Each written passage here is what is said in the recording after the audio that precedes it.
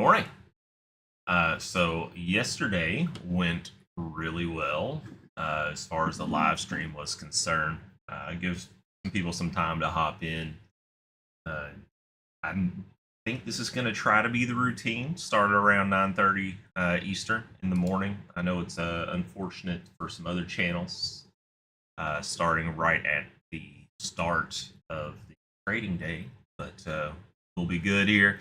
Anyway, hey D Lee, good morning, dude. Hopping in here right away. Thank you, thank you.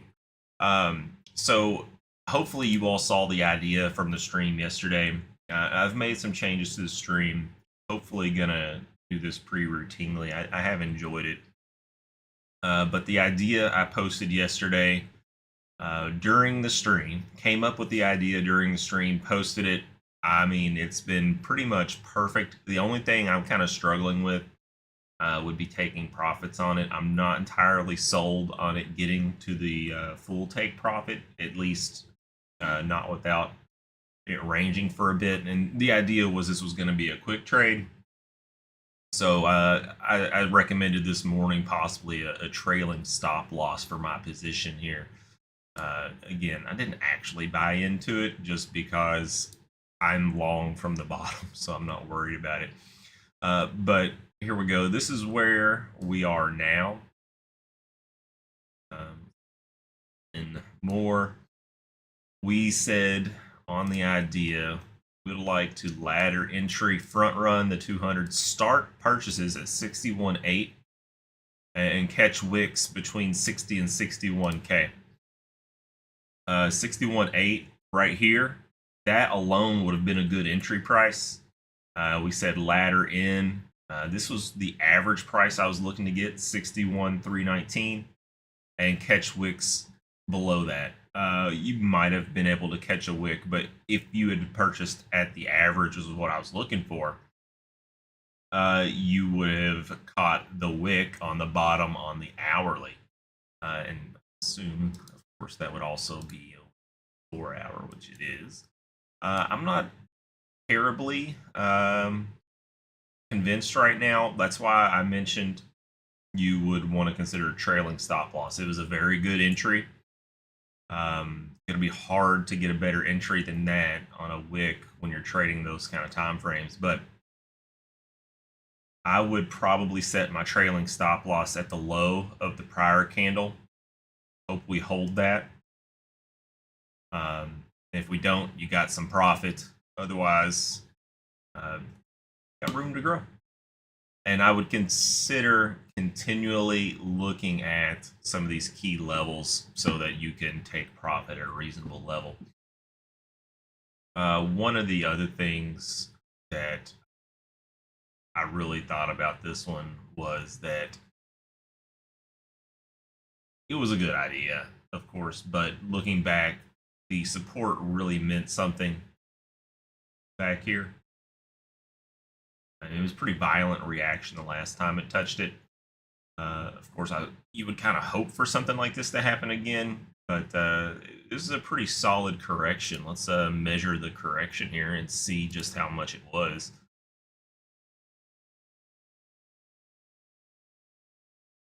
From the top to the bottom. 17% drop in price. That's pretty solid. That's not a typical bull market correction. We typically look for 25%.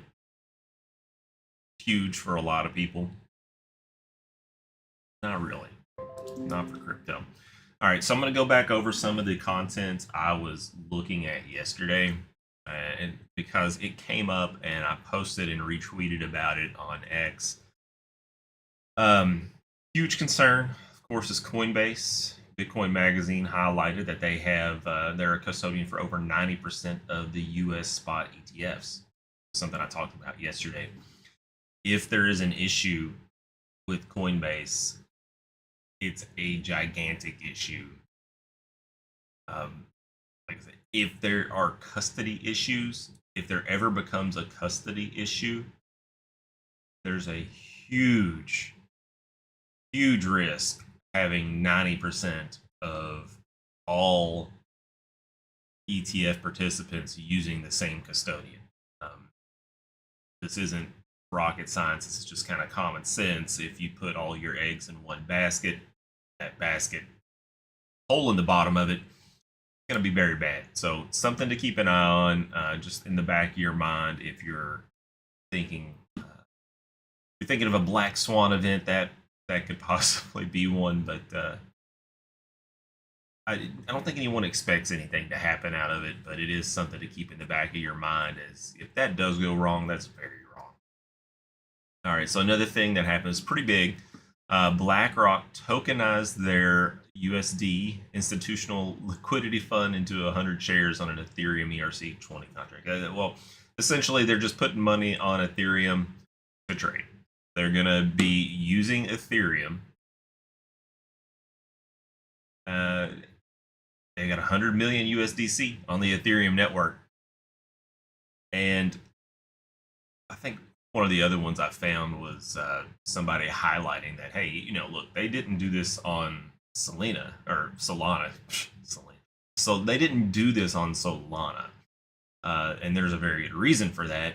And the big reason I would say is that's because BlackRock has filed an Ethereum ETF.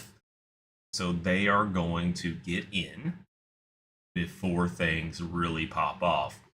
I would imagine they probably had bought some Bitcoin, or at least, insiders had bought Bitcoin before they filed their ETF. But this is very bullish for Ethereum. I don't see how you can spin this in a way to where it would be bad for Ethereum, at least short term. I think it honestly raises the chances that the Ethereum ETF gets approved. Now, right now, I think I saw something yesterday. I should have retweeted it so I could have it here, but I think there's only like a 32% chance of approval for the Ethereum ETF, which is kind of bogus. Like, Ethereum really should be approved. The biggest issue with it that they're having legally is staking. What do you do with staking? Because that kind of feels like a security. You got a somewhat centralized dev team. It's not as black and white as Bitcoin. I'll say that much. But going back to outflows, GBTC had another gigantic outflow yesterday. 444 million in outflows. So over the last 2 previous days, over $1 billion total in outflows. Kind of unreal to think about it. I'm gonna put this back on a minute chart, and I wanna hide the drawings. There we go. Show those later. This is just a 1 minute chart. Got a nice little parabolic move on the 1 minute. It's very bullish. I would have wanted to buy a drop back from that if I was looking at a 1 minute chart. Outflows, terrible outflows. And the one thing I wanted to point out, people yesterday were asking, where can I find the BTC ETF outflows? I'm posting it in the chat right now. Now, the link I'm putting in the chat is to this particular site, this table. You can see yesterday all of the inflows in black, red, negative, or outflows, and then this is the cumulative for the day for all of the ETFs. I just sent that in the chat. You can see that now. Only 75 million on the BlackRock ETF, which is very concerning. It is very low for BlackRock, especially compared to recent days. 451 million on the 18th, and then the very next day only 75.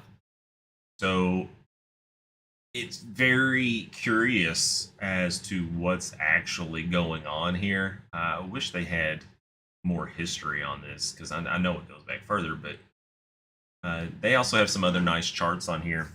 Zoom in.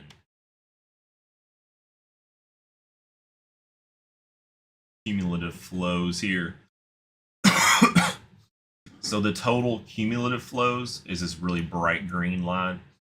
And this is the difference between inflows, which are above the zero line here, and the outflows, which are below, which are pretty much just grayscale for the most part, because there's more inflows in every other ETF. Just something to keep an eye on. We haven't had a lot of drawdown in that total.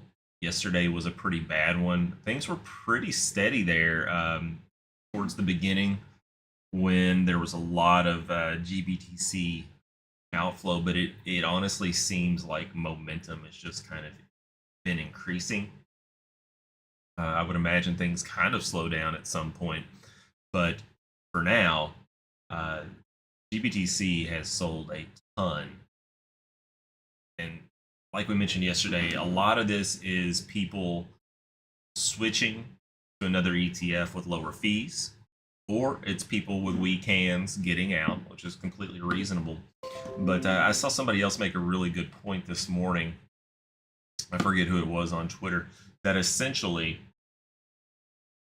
eventually, people are going to not be as incentivized to sell their grayscale position, even though it does have higher fees, because they have such a high tax burden.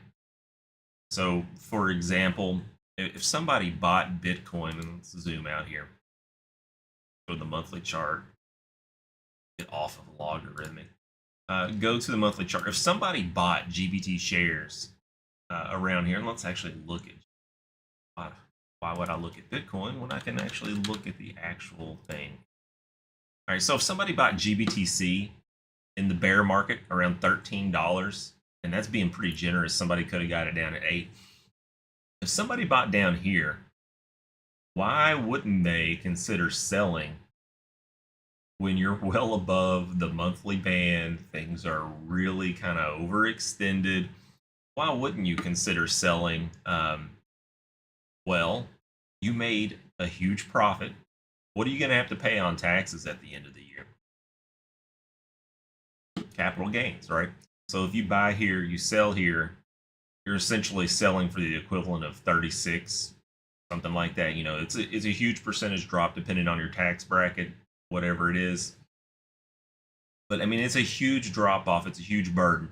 And if you believe the price is going to continue to go up eventually and you're not trading short term, why would you take a 30% hit to sell and move to something for lower fees? So why would I go from 1.5% fees to 0% fees with BlackRock if it's going to cost me 30% of the profit I made from here?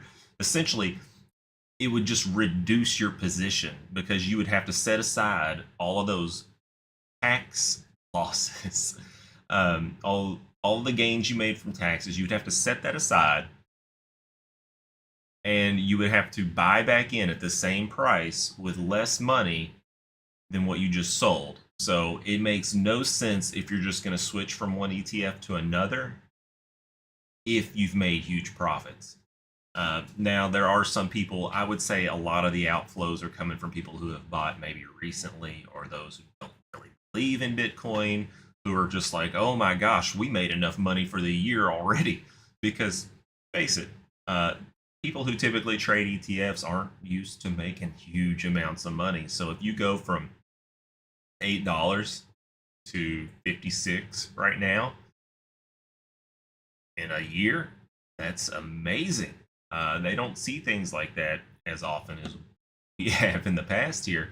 Even if you just bought the break here on GBTC of the Bollinger Band, which was back here, you would have bought it 19. You're up, what, 3 times in less than a year? That's like 7 or 8 months. It'd be hard not to sell, not to justify it if you're trying to realize a certain percentage gain in your profile. It just makes sense. But if you're just going to switch from one ETF to the other, really no point. All right, back here. Excuse me. In light of this new number, we are updating our odds for the ETF approval from 30 to 30. Oh, that was just a joke. We already kind of talked about approval. And again, BitMEX research, this has more history here. That's another reason why I follow them still, even though I found that link from, who was it? Farside. Even though we found the link from Farside, keeping up with BitMEX research because they have much more history all the way back to the beginning here. And I imagine pretty soon they're going to have to start pruning this because it's a lot of data and it's going to be kind of overwhelming at some point. But let's take a look. 75.2 million. They haven't. BlackRock has only had 1, 2, 3 days with lower inflow. That's it. Only 3 days in the entire history of the BlackRock ETF did they have lower inflows than that. And on the other hand, we've got Grayscale, who honestly had one of their higher days of outflows. It definitely wasn't like top 3 like it was bottom 3 for BlackRock, but it was very bad. 444 million. The really critical thing about why that 443 million was so consequential yesterday was because the total was the worst ever by far. So you're looking at the cumulative outflow. Yeah, it's over twice the previous record of outflows for the cumulative ETF total. Kind of wild. We definitely don't want a lot of days like that anymore, but to their total assets, BlackRock is approaching GBTC in total Bitcoin. BlackRock has 15,439. GBTC has 23,298.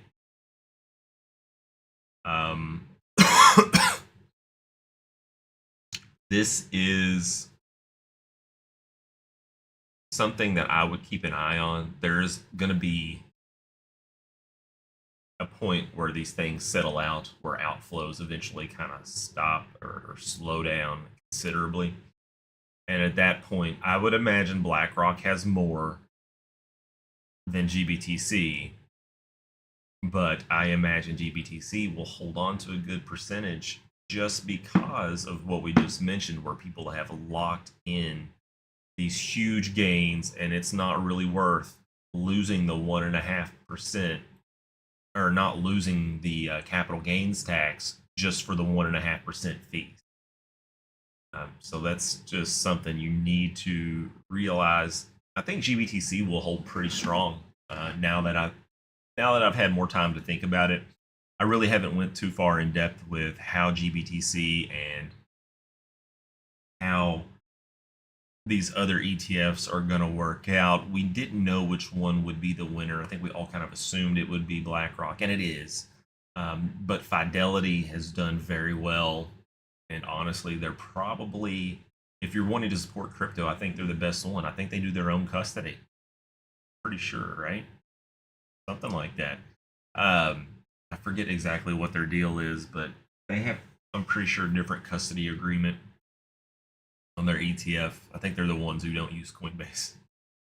But 23,298. There's quite a few more Bitcoin they're going to probably unload. How much time it takes them, we don't know. But wow, just sad inflows compared to what we've seen. We want to see these things continue to be very high. We want this to be like passive investment daily. So you want to get to a point where you're kind of expecting, let's just say 100 mil a day, and there's much less outflows, routine outflows, because people, once they get invested and hopefully the market becomes a little bit more mature, they're not going to be wanting to sell as frequently. They're going to be like those grayscale investors who have really locked in these huge gains, don't really care to take a huge tax hit Maybe they'll sell a little bit here, a little bit there, but I mean, these are massive numbers. Like it's kind of bad. If there wasn't, if BlackRock didn't get in, I would hate to see the market. If BlackRock chose not to hop in and it was just Fidelity, of course Fidelity would be doing better, but would they be doing as well as BlackRock? I don't know. And I mean, it definitely hurts that Vanguard's not involved. Everyone says that. So, if BlackRock didn't get involved, how bad would it be? Just something to think about. All right, so going back, we talked about the idea already. That's how we opened up the stream. That was a great idea that I posted yesterday. We'll come up with another one here in a little bit, or at least follow up on this one and talk about that trailing stop loss again. Grayscale is down from over 600,000 Bitcoin to around 330,000. Now, I made a statement yesterday. I was like, they can continue doing this for a ton of days, but I was way off on my math. I don't know what I did. I'm not really too worried about the math, but they have around 330,000 Bitcoin in 2 months, down 270,000 in 2 months.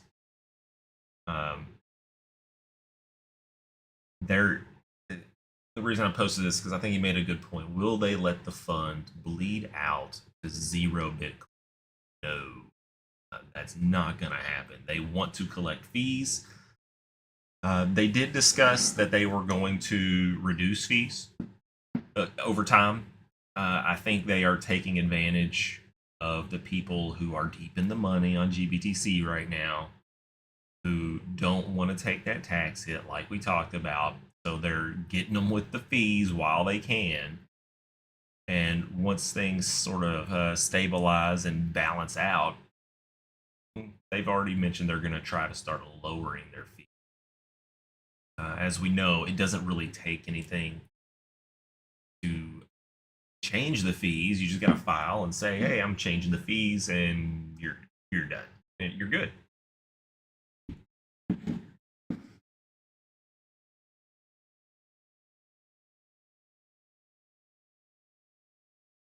Yeah, we kind of forgot to look at this. This is that green line we were showing you earlier, that bright green line. This is the total, just represented by itself here. And this focuses on the GBTC daily flow. And honestly, the far side one, that was just for yesterday, I believe. No, I guess they update this every day because that's a permanent link. And they've got one for miners. See how much they mine per month. Interesting. Bitcoin's so fascinating. I've always loved it. I love data. I love following that kind of stuff. It's awesome. Seeing all the information and knowing what's going on behind the scenes is just kind of cool. Now, again, back to this monthly chart. It's going to look ugly if this closes red on the monthly. We're not wanting that at all. Closing about where it's at, honestly, would be great. Anything above that would be spectacular. But as long as we're above this monthly Bollinger Band, I think you can expect a ton of volatility. Weekly, oh boy, this one is pretty concerning. Let's see where we close the week at, but I would not count out a trip back down to the mid band at the very least. But we've discussed the halving is in like 30 days. So if prices come down between now and the halving, you would have a huge pump after the halving, in my opinion. What we have typically experienced is either consolidation or pumping into the halving and then selling afterward. I'm not sure. I think this time's different. Obviously, we've set new all-time highs before the halving this time. So this is kind of uncharted for Bitcoin. We don't really know too much what to expect on how the halving is going to affect short-term price changes. But that weekly chart, it's begging for a correction. When we get it, we don't know. It could be weeks, it could be months, but there needs to be some sort of correction at some point. We broke out, we consolidated sideways in a range. We broke out, and we're still kind of in a range. We're still within this candle with the current price. So, like, there really hasn't been much of a pullback whatsoever. And let's go back and look at previous ones here. Now, this is the last cycle. And look, it could just keep going. You'll notice this kind of looks like what we've had happen. It kind of broke out, consolidated sideways, broke out, never really had like a correction back down to the weekly mid band, and it just kind of broke out again and kind of consolidated near the top. But this is what I kind of hope for in the short term, but it's going to lead to something like this again. If we continue to break out, it's either going to happen really quick or it's going to consolidate for a while, then it's going to break right back down. It's just not ideal.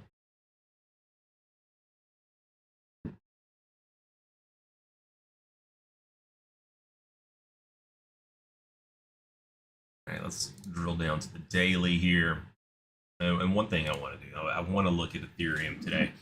All right, so on the daily for Bitcoin, we talked about this briefly yesterday when we were talking about how we would try to catch the bottom on Bitcoin. We would look for wicks down to the bottom Bollinger Band, and we pretty much got a touch on that today. I mean, that's about as close as you can get without actually touching. It's probably a few $100 between there. But from here, if price were to resume down, we would probably expect a close somewhere around here again today within the current body of the candle, and then just a slow drag down following this kind of trend line here. Draw that for you. Something like that. You know, if it goes down to the 50, it'll either do that or it'll come back up, retest the mid band, and range back down. Like I said, buying the touch on that band was probably the smart thing to do. Obviously, short term, that's what I talked about. My idea was a short term trade, touching prices down here quickly and bouncing up quickly and trying to take profit or stop losses really fast. Look at that 4 hour that we have the drawings on. Show those back again. You can see we're in through here. I would, like I said, we talked about a trailing stop loss, but right now I would kind of consider this trend line as well. That is the entire trend line. That trend line was just not very good, was it? I didn't do a very good job drawing that.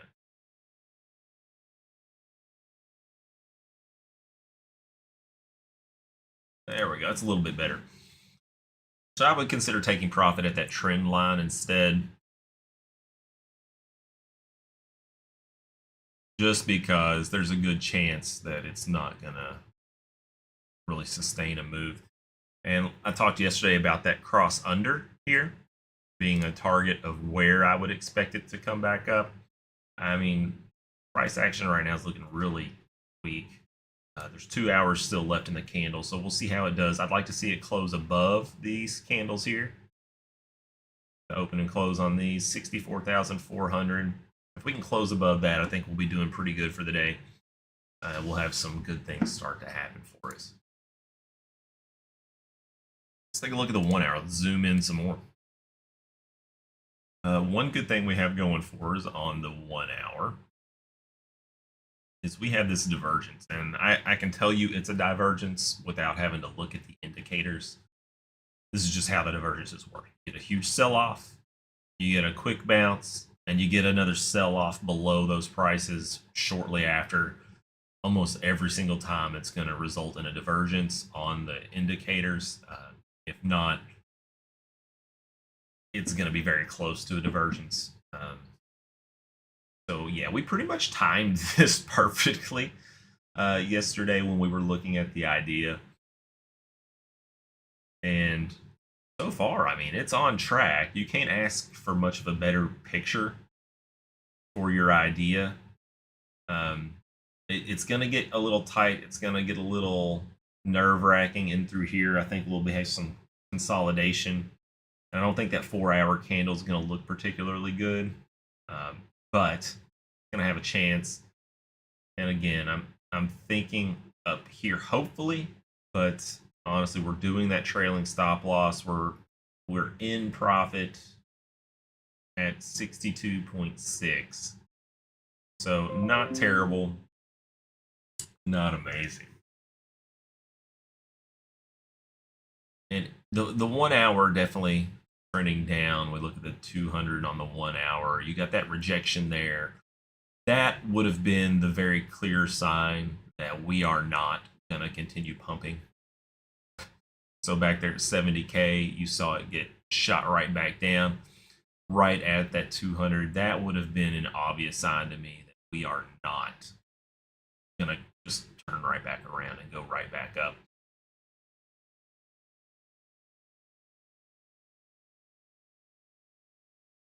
I was going to look at another time frame, but I'm not really sure it's necessary. This is the hourly. We're good. All right, let's take a look at Ethereum. Very similar. You had the big sell-off yesterday, and another quick sell-off after the small bounce. This one looks a little bit more bullish than Bitcoin, honestly. And I think a lot of it has to do with the BlackRock news yesterday. My head's in the... I always do that. You got the sell-off, quick bounce, bigger sell-off, and quick big bounce. What's really bullish about this one to me is that it bounced and set highs up above the previous closes here on that bounce, kind of consolidating above. Looks pretty good for the time being. Hopefully that kind of continues to play out on the 1 hour. Let's zoom all the way out. Let's go to a quarterly chart. Let's see how ridiculous this is. I still have some drawings on this chart. Get rid of those. Who knows how old those actually are. All right, so this is a quarterly chart. There's 11 days left. This one, let's compare it to Bitcoin real quick. Bitcoin is at the upper band. Ethereum is below.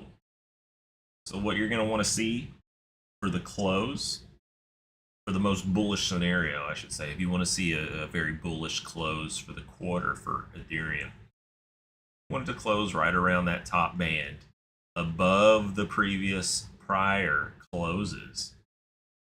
You would set a new all-time high quarterly close for Ethereum at $3,811. That doesn't seem unreasonable, considering price was just already over 4,000, pretty much 4,100. 3811, completely reasonable within 11 days. I like it. Let's drill into the monthly and let's see how reasonable a close at 3811 would be.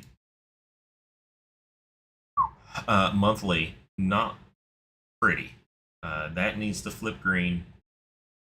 We're above the band entirely, but like I said with Bitcoin, this is what you can expect when you're so far above these long-term monthly, quarterly bands. Is a lot of volatility because price is way out of the standard deviations. It just shouldn't really be up there for the most part, unless there's some sort of news event driving it. And it's part of the reason why these things kind of take time to move, is because people see even with incredible news, they see the price go up above these bands and they're like, okay, well, my indicator's telling me we're way overbought. We shouldn't really be this high. Um, let's chill out. Let's take some profits and buy back a little bit lower because there's going to be more volatility. That's what the indicators tell me, so that's what happens, and that's what they do. And not always ideal. Okay, oh, that's a forecasting dot. We're about to have monthly 100s on Ethereum. Incredible. All right, let's drill down to the week. Again, we're looking for 38.11. We would want to close this week at 38. No, 11 day. We got 11 days, so we essentially got one more weekly candle after this. So if we can close decent for this week, we are going to want to close next week around here. I think is entirely reasonable. Yeah, we want to get that all-time high close compared to the previous all-time high close on the quarterly chart. But again, this chart is also begging for a correction. But like we said with Bitcoin, it doesn't necessarily have to come. It did back in 2021. This was the initial run up, though. This is where we're still kind of at. We had that first run up, side consolidation here. And then there was a second run up, which is where we would be at now if it were to be exactly like the previous cycle. So we're getting this particular candle now on the weekly if things were the same. So if we were to see something like this, I could absolutely see that happening over the next few weeks, and then a huge run up afterwards, and then you get the big correction down. It's getting parabolic. It's getting into the zone where there is going to be a huge crash at some point. It's going to drive a lot of people out unless price starts to consolidate over a period of time. I mean, just look how far below your moving averages are.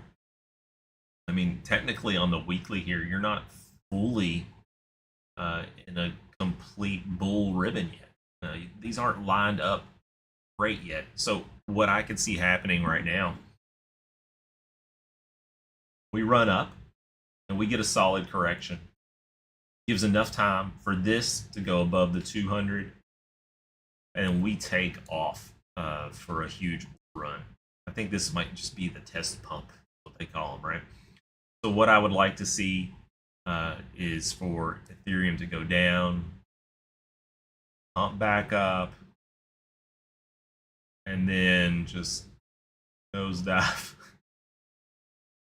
consolidate back around these levels, something like this, and then just really take off. That would be, in my opinion, that would be absolutely best case for Ethereum. Let's look at the daily now. Oh, this is nice, actually, for a bounce. You're looking at the 50. So that is a nice bounce, nice wick. If you were looking at moving averages, would have laddered in around the 50, expecting a bounce. Considering the lower band is here, that was great timing for those two to almost intersect and act as support. I could talk about this all day, but essentially, when you got those indicators intersecting like that, you get really good movement a lot of times. Call them price magnets. So if you see a cross coming, notice how price just kind of goes to those intersections, or it's a confluence of multiple points of interest. So you got people trading different indicators. If one person sees an indicator here and another one sees an indicator here as support, you'll have a little bit of support here and a little bit of support here. But if they both see support using two different indicators right here, you'll see a lot more support at this particular area. It's just common sense, at least to me. I don't know about anyone else. I've been going for 50 minutes now. Kind of impressive. I don't know why I'm starting to feel a bit nauseous. I had the flu a few weeks ago. Not good. I still haven't fully shaken the cough from it either. All right, so we know that on the daily, we're kind of looking for that bounce here. Let's assume we close the daily good here. Where would we want to target? We would want to look on a daily chart at 36.6. So the 4 hour, where's the 4 hour looking like? Ooh, this is a little concerning. You got an intersection here. We've already kind of tested the midline though, so it may kind of disregard that. But what we haven't done is we haven't tested that 200 from underneath. And that would be the concern here, is that you get rejected here. But what you could easily see happening is a divergence form. I think this was such a considerable sell-off, you didn't get a divergence. Again, I don't need to look at the indicators. I kind of got a really good feel for my indicators and where they form divergences. I think this was way too big of a sell-off for it to be a divergence. You would something around here, that would have been a great divergence to look for, especially with support right there. But that's not a divergence. You might get one to form here, or you might get a higher low actually to form. I would expect a little bit of resistance here, but I do expect it to come up to at least the white line.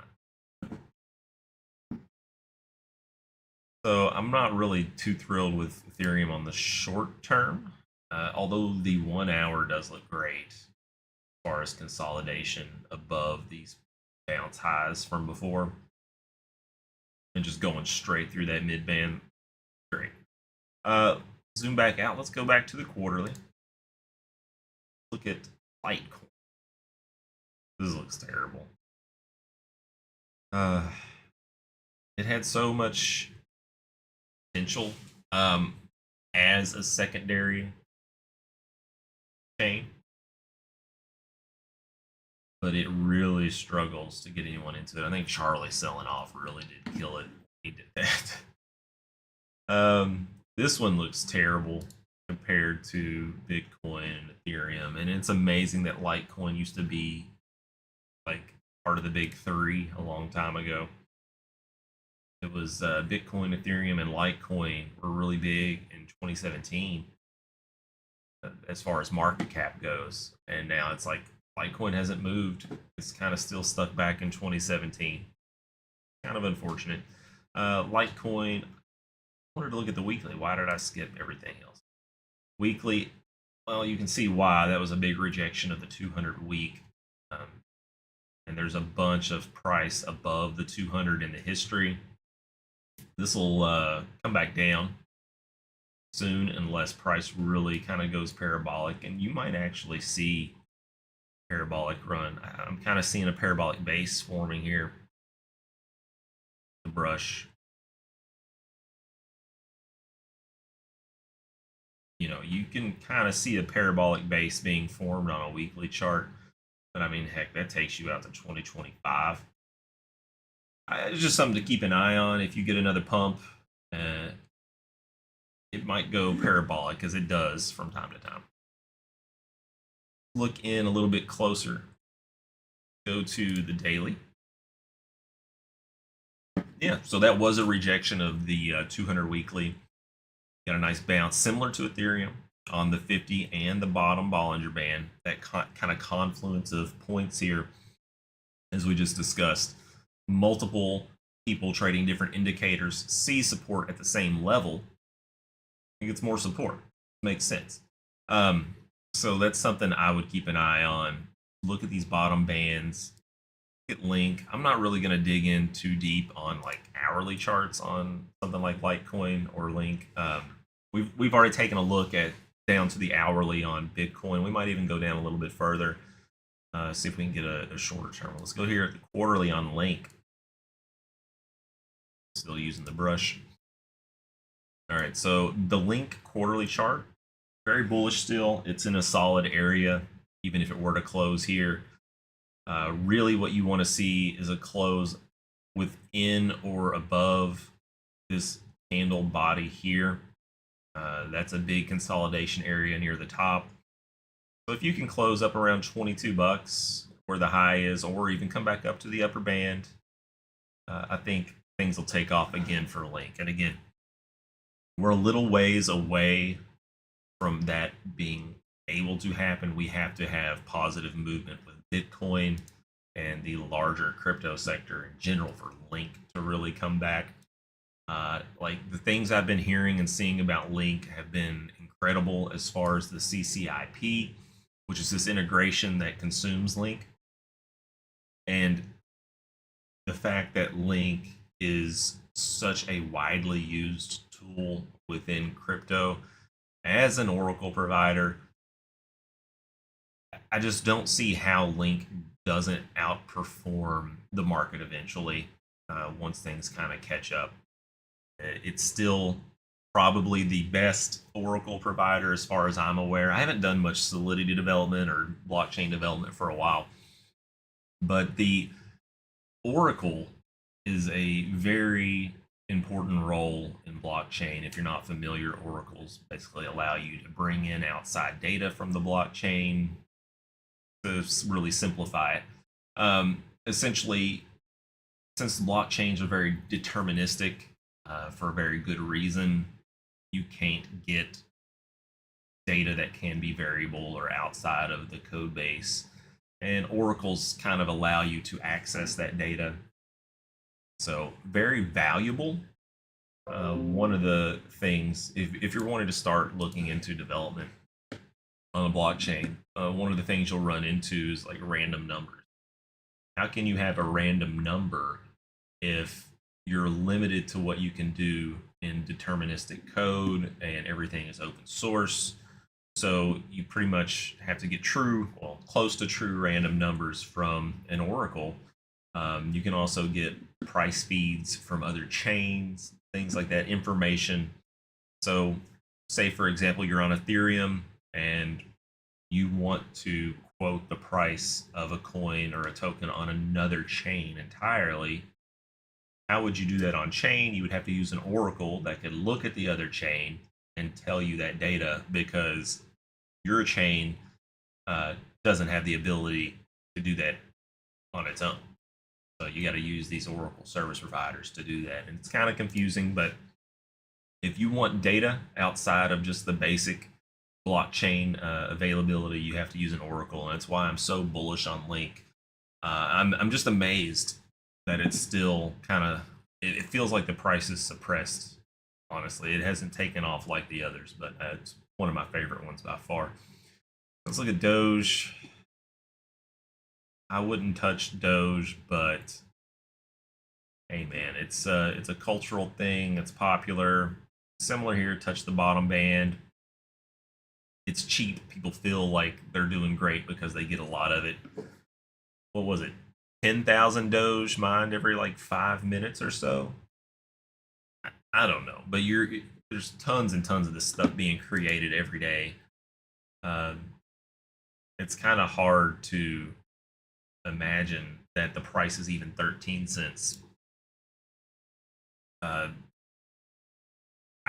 don't understand how you can justify buying into it and holding it. Now, it's one thing if you want to trade it. Like, we knew that alts were due for a big pump because Bitcoin started breaking out. Alts were at prior resistances.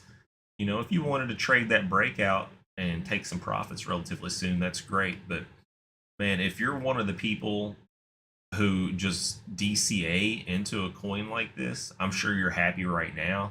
But I just don't see how you do it from a like statistical perspective.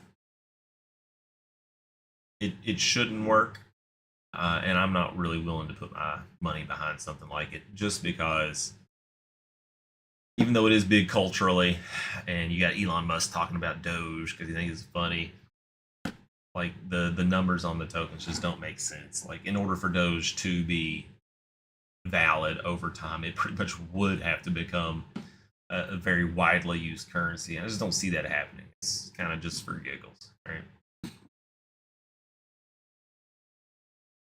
I don't think there's anything else I want to look at. I want to look at Solana because I never look at Solana. It's very bullish. Oh my goodness.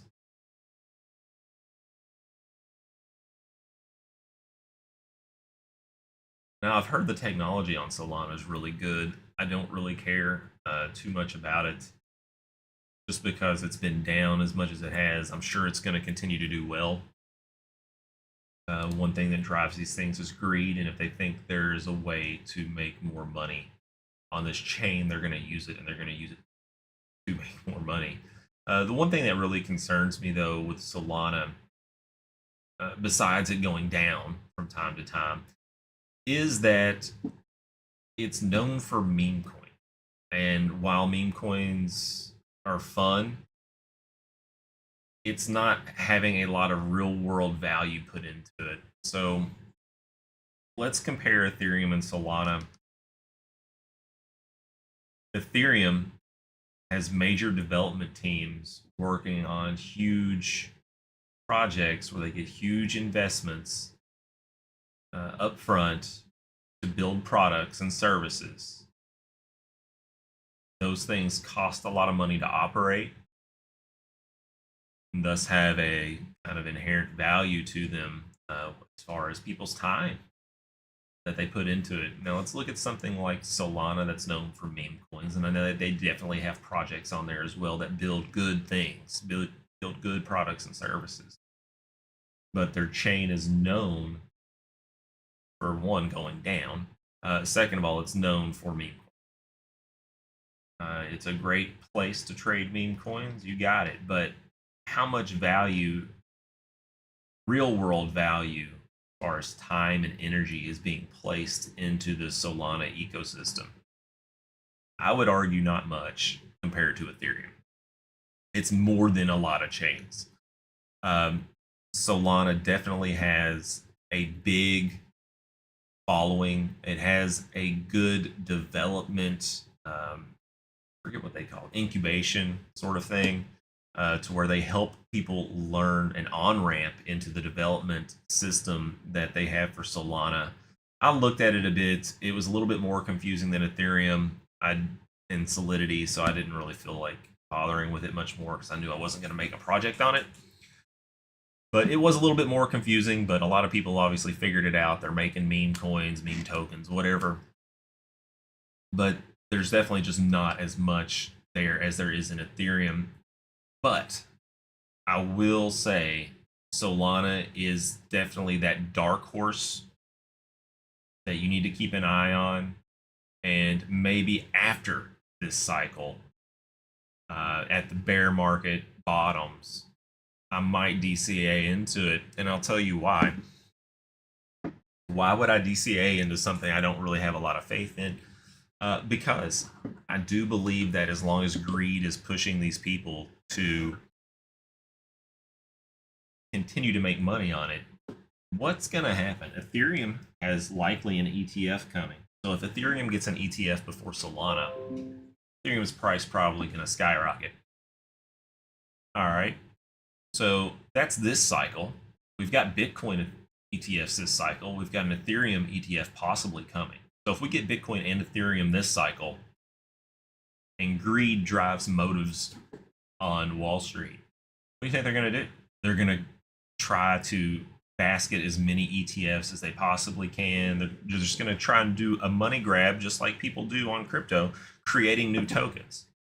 Instead, what Wall Street's going to do is, if they can get ETFs on all of these different products, they're going to start launching those ETFs for as many as they can reasonably do so they can continue to get fees. So if this particular cycle we get Bitcoin and Ethereum, next cycle we could have a Solana ETF, just because it is fairly popular. Even though I'm not a big fan of the projects on it, if they continue to improve and get better, then it could have that staying power, and it could be the dark horse for a very big cycle in the future. Like I said, I'm not particularly thrilled with Solana as it is, but I definitely see it as a dark horse to be one of the much better chains.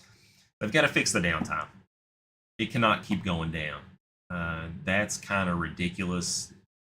Like, I don't even know what to say about that. Honestly, I don't really pay enough attention to the technical details as to why it's going down. But how can you trust the chain at all if it continues to go down like it does?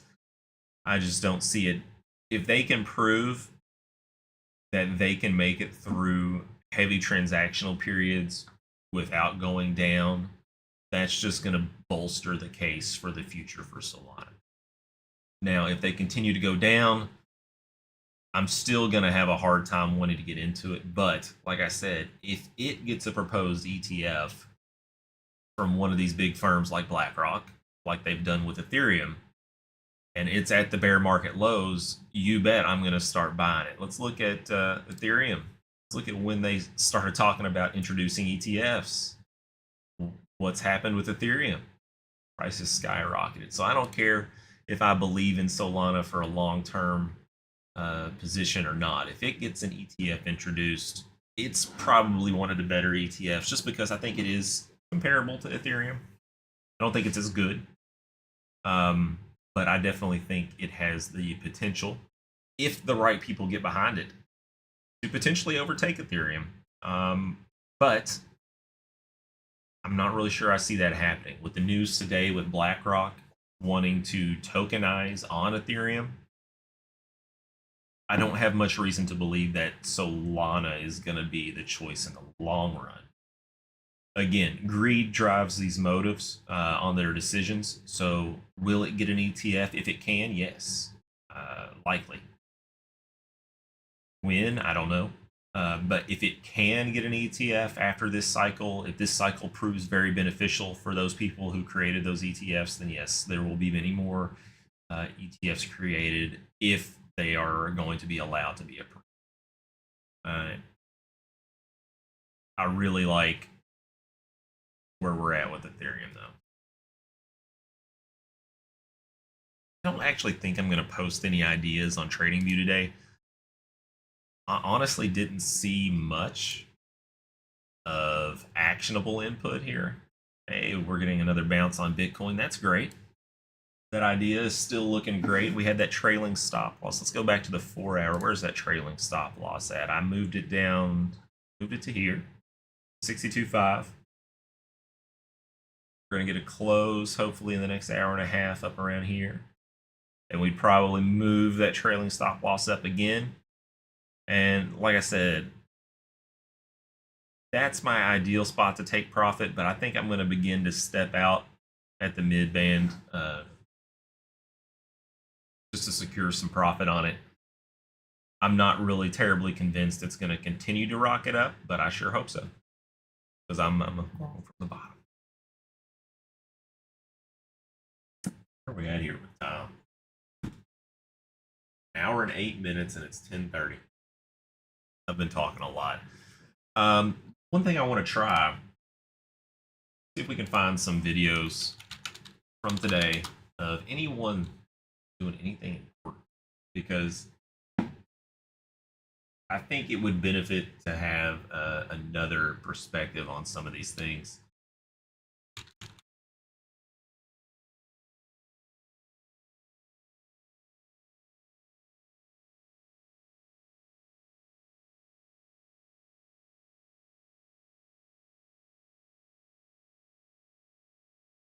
All right, so I'm gonna watch some of these videos. I'm gonna pause, react. I don't know if I'm gonna watch a bunch, but like I am gonna watch some that I find interesting and see if there's anything that's of actual value. Here you go. Meet Kevin 14 hours ago. Let's see if he's actually on point, because sometimes he does a really good job on these things. Other times it. Oh, Bitcoin is selling off. Oh, why is this happening? What's going on? And I gotta fix OBS here. Forward for the trend. Well, there is a lack of a catalyst for the sell down at the time of 2000, 61.9. We're bouncing around. I've been watching this for about the last 30 minutes, just wondering, is this going to rebound? We're getting a little bit of that green shooting right now, but we did get down to 61.5. The question is not what's going to happen, though, over the next few minutes. The question is what's going to happen over, like Michael Saylor, Double. You're up about 69% on MicroStrategy.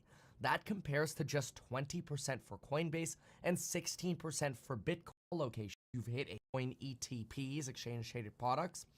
Upset, angry letter about the success of a Bitcoin ETP. Angry letter Yeah, that's just Elizabeth Warren crying, asking for changes.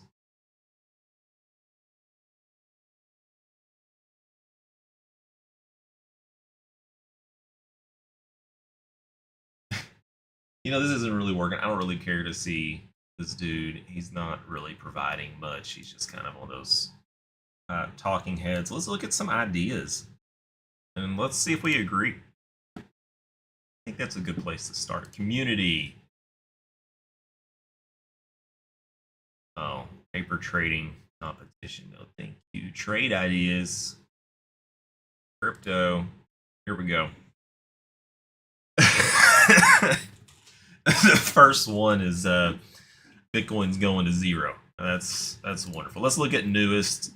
I don't really care what other people are posting anyway, as far as what's popular. Bullish divergence on Bitcoin. I was just talking about that. This is on a much bigger scale than I would recommend thinking about, and I don't really pay too close attention to just RSI on divergences. This looks enough like a divergence right here, just these two, especially if you were to zoom in on the hourly chart. I like it. I don't like that they don't have a position listed, but what I do think they're doing here is they're trying to call out that, hey, yeah, there is a bullish divergence here on the 4-hour chart. I think they just want people to know that it's time to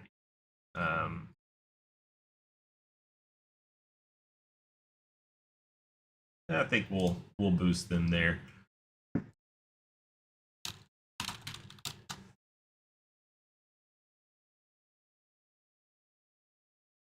Try and build some community here.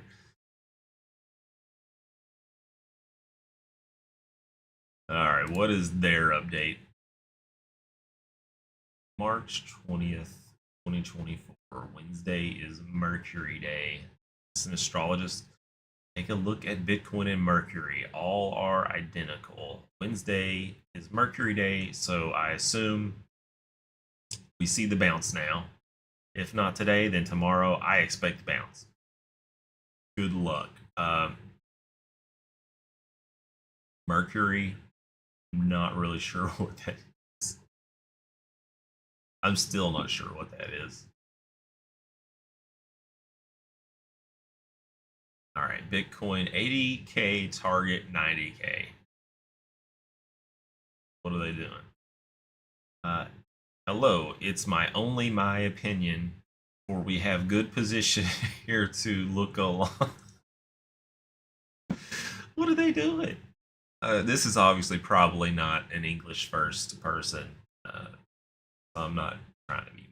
Yeah, hey, this is pretty good. This has got to be the MACD, right? So you've got a divergence on the MACD.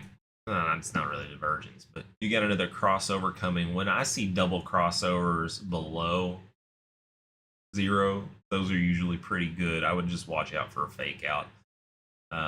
They have the same trend line that I was looking at.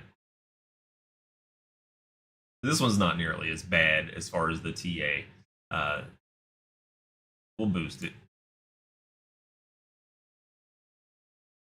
Sell idea. Oh boy, this is the first sell we've seen.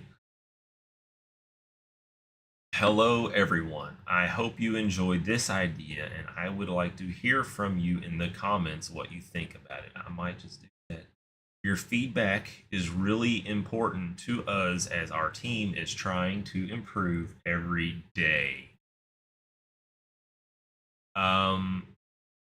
There is no idea. They just posted the chart with some lines on it and no justification. No. What are you doing? Signals provider premium.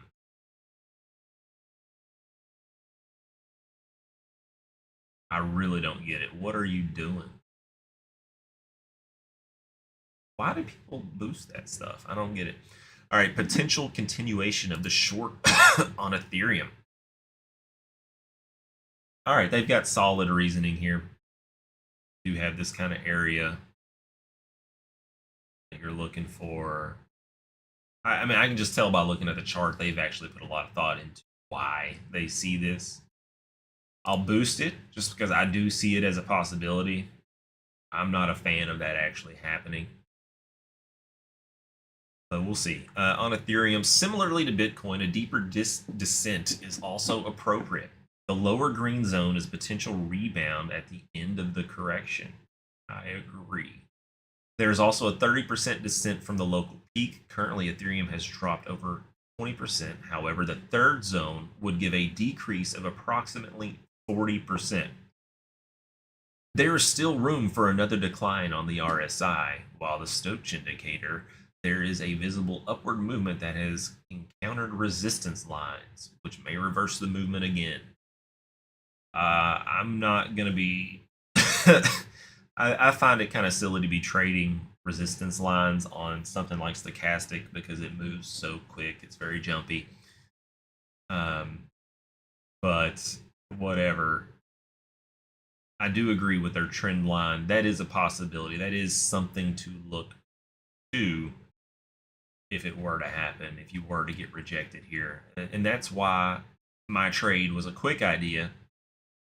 You have that trend line, that blue trend line. That's also why I said I consider taking some profits there as well to secure them.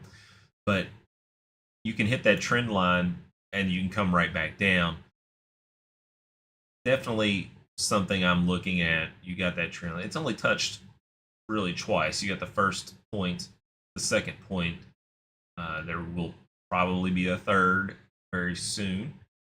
And does that break or not? If it doesn't break, you really could see some advanced downward movement. You can actually see this as potentially kind of like a parabolic downward move if it happens. And that would be a good quick correction. I wouldn't rule it out. I like their idea as far as their reasoning. Pretty solid. Solid work, man. Good job. Who is this? Crypto Daily UK. Hey, I've got more followers than me. That's not fair. Only got like 2,700 on there.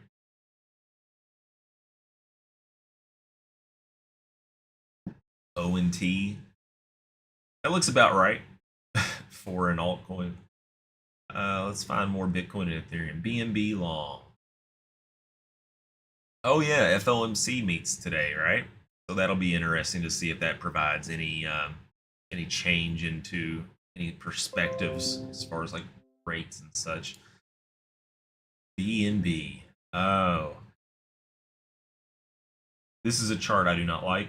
It's got way too much going on. I'm sure it works for them, but when you go to present an idea on TradingView or to people through a stream like I do, what you're wanting to do is make it to where they can understand it. You can use all this data, but use a nice clean chart that really illustrates why you believe in your idea. Let's read what they got to say. There's been a great fall of the BNB since March 17th, few days before the close of the Launchpad poll. And looking at the chart, we can see the W formation showing up below the 50 days EMA with confirmation candle of a rise just immediately after hitting the low point for 2 days. Yeah, there is kind of a W.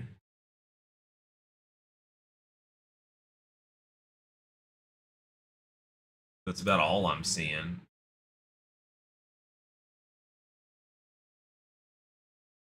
Yeah, it's going to have to break that 50 based on his TA. The price is still sticking around the ADR low, which is good for a day traders that look to keep their long. I guess the ADR low is this red line. I don't think I've ever used that indicator.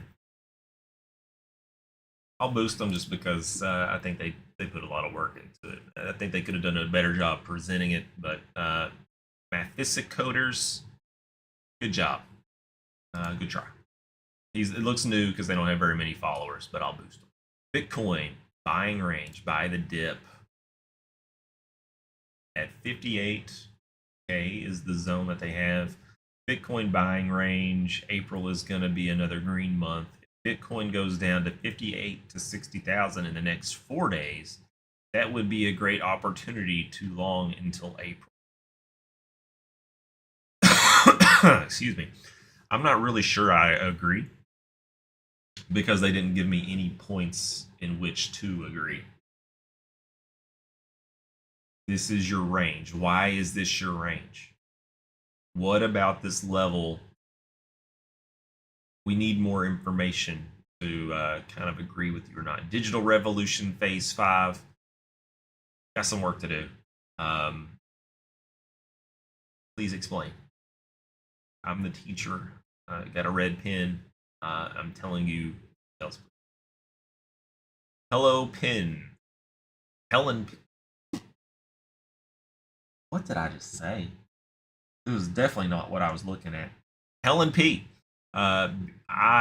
BNB will correct to the trend line and then rebound up.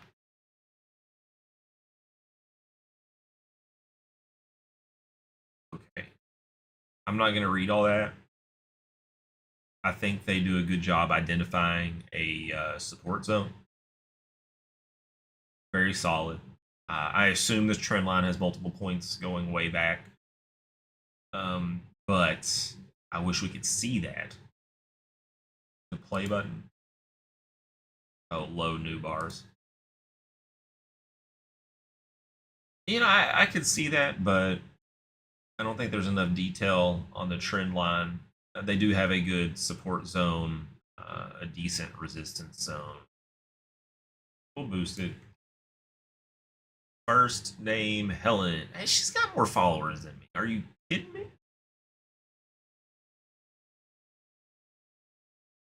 Just jealous.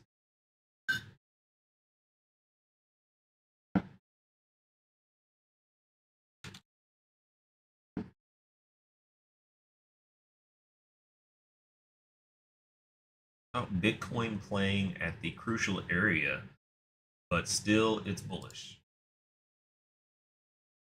Posted by Bull.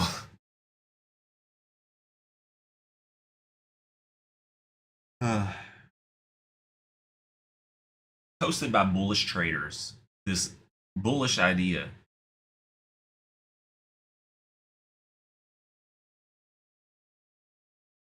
That's the first time I've seen someone make a triangle out of it. Got a range, kind of. Why they didn't go from the bottom wick to the bottom wick, I don't understand. That doesn't make any sense to me. Just kind of like random. I wouldn't argue this is a triangle. I would argue this is a trend channel. You go from wick to wick there. Let's do that on our chart. Start at. Back on that dip. This is an hourly chart on BNB. Is it BNB? No, Bitcoin. Yeah, it's Bitcoin.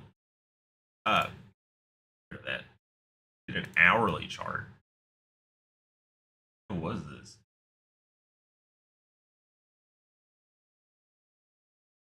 A 1 minute chart. What was I doing? All right, hourly chart. This has to be a slightly old idea.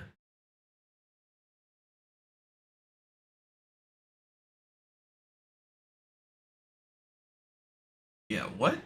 Updated 43 minutes ago. Okay. Hey, he made a good channel there, kind of. What is he doing, man? He's ignoring all these wicks.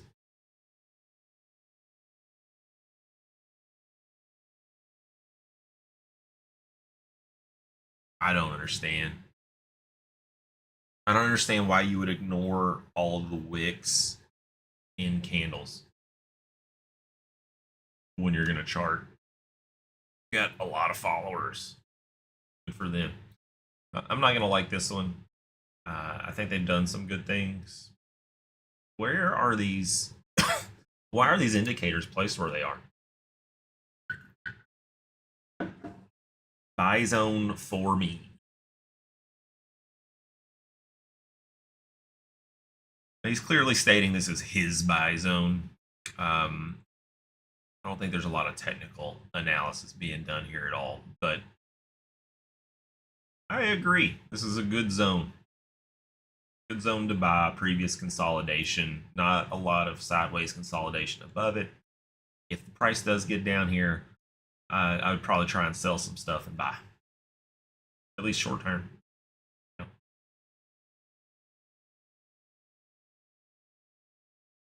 AM 6063S. All right, buddy. All right, XRP. Okay. At least their trend line uses candle closes, I think.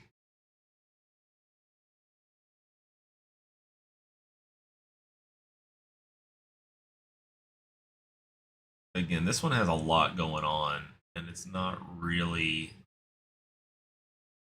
illustrating what they expect to happen. It says long, and I can't disagree. I see the triangle that they drew, and they see consolidation above the triangle with the retest.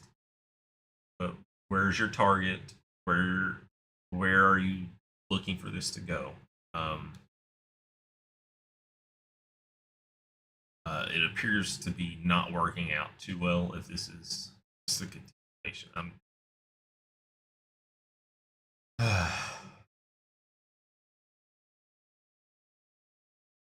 Okay, so what I'm gonna do, I'm gonna refresh.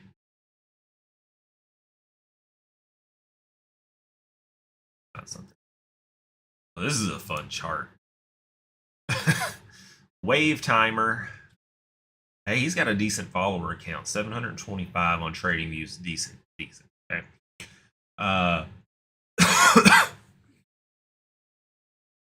First of all, who puts the RSI on top of the chart? Second of all, what? I guess that should have been first, but what? There's just so much going on. How do you trade like this? I see the Fibonacci's. I understand why you're putting them on there, where you've put them on there. But again, you're trying to present an idea to someone. It's not very clear what the idea is, other than we have this channel upward here. We've got an upward channel. What's he say? Doesn't even say long or short. It's just, hey, look at my chart. The chart posted is that of Bitcoin. I think AI wrote this. As you can see, the importance of 58,800 and that we rallied to 4.236 into the 72,600 area. This is hard to read. I can't do it. Since, not that I don't have the capabilities, just it's not very well written. I tend to think that the next rally, if it stays above 58,000, would reach 84,500 into April 2nd. Let's go back to Bitcoin. Let's look at April 2nd. Go to a 4-hour chart again. April 2nd, be about here. Looking for 84,000. Like, I wouldn't rule that out as a possibility. But I don't think he did a really great job of explaining why he sees that, other than that's just the top of his channel. Not enough. Sorry, bud. Bitcoin pullback. Oh, that was the one I just read. Pepe. Long Ethereum. 60 days to 6K for 20. At least it's obvious they recognize what they're doing. Keith, Mike. I'm bullish on Ethereum. It has been underperforming this cycle. The mean reversion trade. Okay, so he's saying it hasn't been doing as well as it should. It's gonna revert back to the mean where it should be. ETH BTC will be that no TA, just meme lines. Hey, he acknowledges what he's doing. All right, I like it just because he knows what he's doing, and he seems to be doing things. Hey, trade close, target read.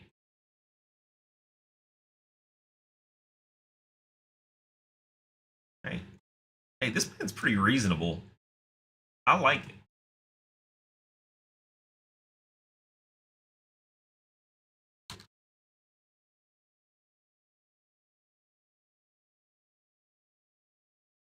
It's okay to be silly. I'm silly. As long as they base their ideas and they do their trades correctly, I think they're good. I mean, he got boosted a lot.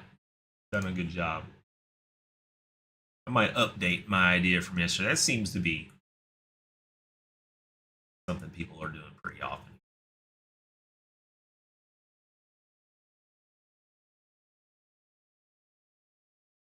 Did I look at this one already? Because I could have sworn I looked at this one, but not this one. I'm going to refresh again and see if there's any. No.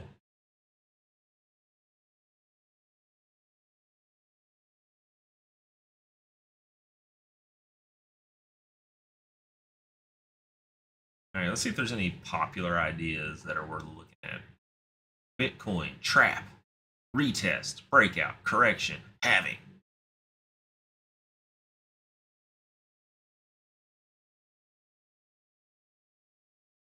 This is old. A lot has happened in 18 hours.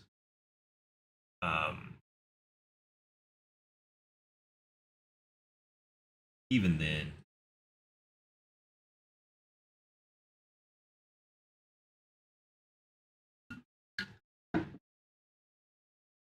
I think it's all right. You know, I think I'm going to do this a little bit more often, going through these TradingView ideas, because I think there's a lot of good content here, and I might make these their own kind of standalone videos, or maybe just clip them out of the live stream and post them as their own videos. I'd love to repurpose this content because there's a lot of good content live streams. And I'm really thankful to those of you who have watched in an hour and a half again today. Amazing that I can find that much stuff to talk about for an hour and a half. But I'm good for now. I'm not actively trading, so I'm not really going to try to look for any trades actively. Of course, I'm not actively trading.